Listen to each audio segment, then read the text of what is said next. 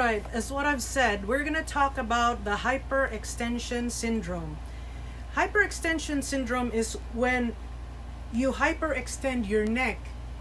And it's whiplash is a quick hyperextension, but we can also create whiplash in a very slow manner by having poor posture. For example, I see men a lot where they put their elbows on their knees and then with their head up this way.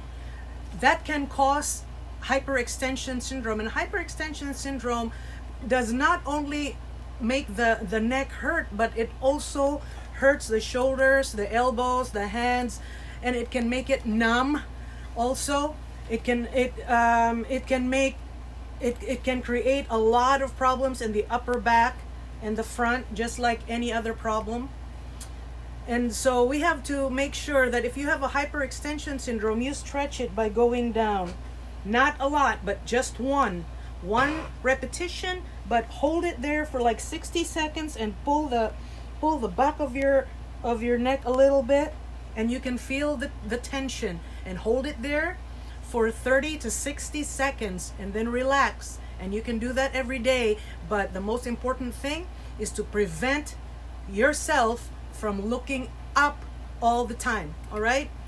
So the next problem is the opposite of hyperextension. It's when your posture, when you lose the normal arch of your back, of your neck. When you lose that, it's when your neck goes into kyphosis, which flattens out or goes back this way, or when you have a forward head posture. And the Bible says that man invents many things that hurt them, but then blame God for it. Now, one invention in modern day times that I have found, especially in the elderly, is the recliner. The recliner forces, sometimes it doesn't have cushion right here when you recline it. Sometimes it's up here. So when it pushes the head over, then you will have a forward neck posture. That when you see someone walking with the head, let's say the head like this, tilted forward, you can tell that they sleep in the recliner, or they're in the recliner a lot. And that is because of that constant posture problem when they are in a recliner. And another thing is during lifting. People think that when you lift something heavy, the low back is the one doing the work.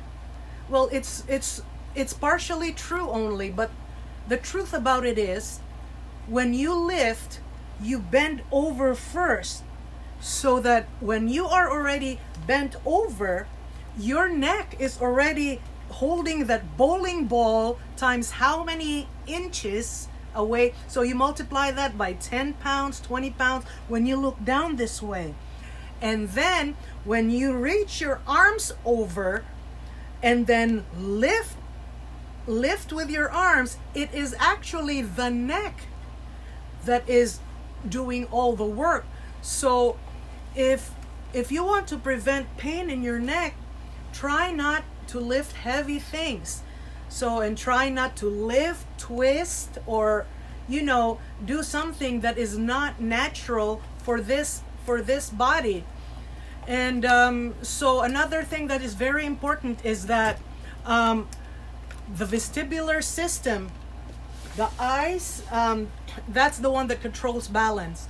So when your posture is good, your ear and your eyes should be even. And that is when the vestibular system is at an even keel. So if your vestibular system is off kilter this way, because you look up a lot or look down a lot, then your balance will be affected as well.